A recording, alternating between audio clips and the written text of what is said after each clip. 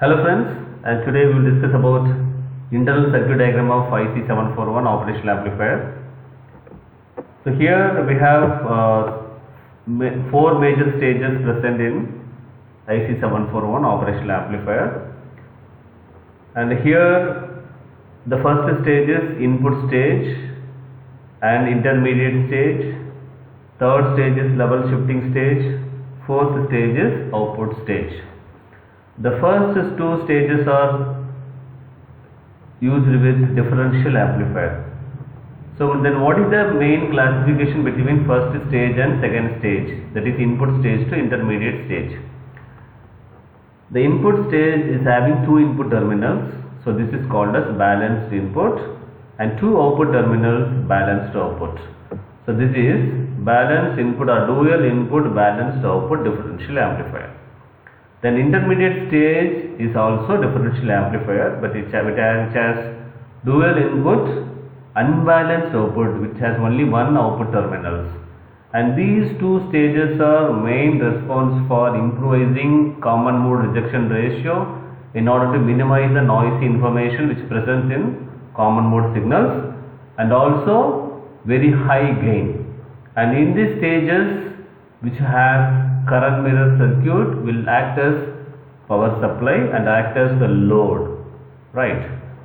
And third stage is level shifting stage, where emitter follower is used. The level shifting stage is used to adjust DC voltage to 0, because in this operational amplifier internal diagram there is no coupling capacitor present to block the DC signal. So that role will be carried over by level shifting stage. It is going to minimize if there is any DC signal presence. Then output stage, it is made up of complementary symmetry push-pull amplifier. Okay, it is going to make or provide symmetrical swing between positive side as well as negative side of the output signals, and it also protect the circuit. Okay, circuit protection is possible, and symmetrical swing is possible, and the output stage maintains low output impedance. Then it will drive maximum current and maximum voltage, where input stage will provide very least amount of input current, ideally it is 0, but maximum input impedance. Okay, right.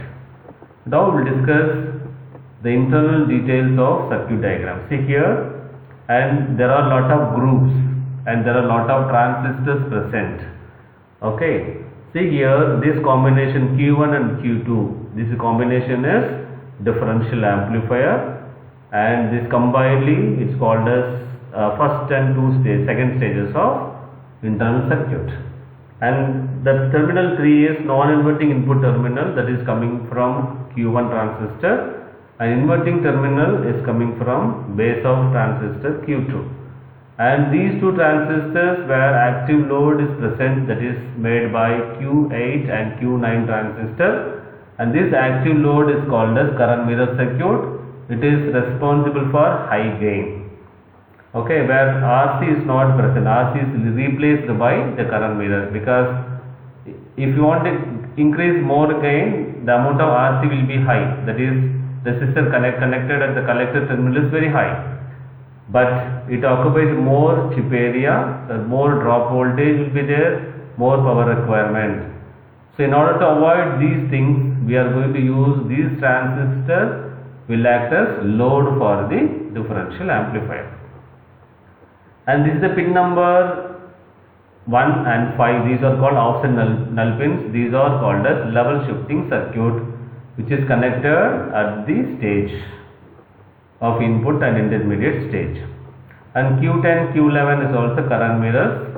Q12, Q13 also forming current mirror. These all will act as load as well as providing bias. And the final stage is nothing but push-pull configurations. That is Q14 transistor and Q20 transistor will act as push-pull transistors, and this Q17 transistor will be used for bias. Right, and pin number 6 is taken in between these push-pull configurations, that is output pin. And pin number 7 is plus power plus VCC, and pin number 4 is minus VEE. And now we'll discuss one by one. OPAMP internal circuit differential input stage 1. So Q10 mirrors Q1 current and delivers it to Q3 and Q4 base, and Q3 and Q4 in series with Q1 and Q2 form the differential input. So Q1 and Q2 are connected as emitter follower, that is nothing but level shifter circuit. And this is OPAMP internal circuit diagram of differential input stage 2, where Q5, Q6, Q7, R1, R2 and R3, these are load of input stage.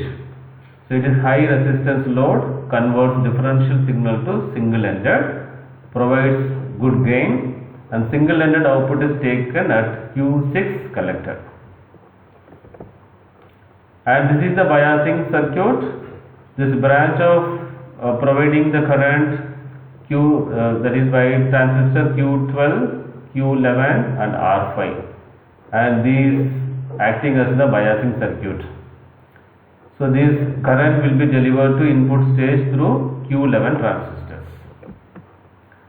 And OPAMP internal circuit voltage gain stage 1, where Q16 is emitter follower, and it gives the second stage high input resistance, which minimizes loading of input stage and prevents gain loss. Where Q7 common emitter amplifier, which provides very high gain. And OPAMP internal circuit voltage gain stage 2. So active load is used here. Active load is it's nothing but current mirrors. It is mainly used for high gain without high load resistance, because it occupies more chip area. So by replacing this RC with the help of transistor, we can save chip area. There is no need for high supply voltages. And there is only one capacitor present, that is CC Miller compensation capacitor. It is about 30 picofarad, is used for frequency compensation. Then OPAMP internal circuit output stage 1, where Q14 source transistor and Q20 sink transistor form the output complementary symmetry stage. I told already the complementary symmetry is used for symmetrical swing. That is, it is going to provide positive half and negative half cycles. And here the power supply is used to minimize the crossover distortion that we will discuss in the last slide. Okay, so these are the output stage of internal circuit of OPAMP IC 741, where Q13 forms emitter follower. It is minimizes the loading on output of second stage. So class AB output stage will be used mostly, and it has negligible temperature effect, and output impedance maintains low here. And this is the diagram shows about crossover distortions.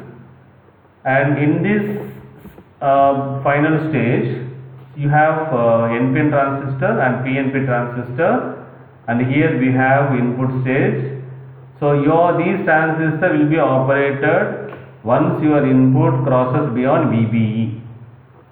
So during the time what will happen, the output will be 0.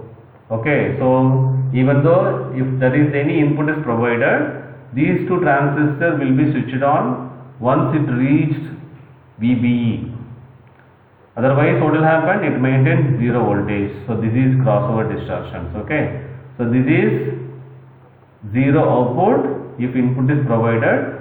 So once input is crossed 0.7 here and here, what will happen, then the transistor will be turned on. Okay, transistor 1 will be turned on if it gets plus 0.7 volts, that is NPN transistor, and PNP transistor receives once it is 0.7 volt and it will be turned on. So this duration there is no output will be present, even there is any input is provided, but output will be 0 always. This is called as crossover distortion. In order to minimize crossover distortion, we need to provide a biasing circuit at this point. It is always enables base emitter junction will be active.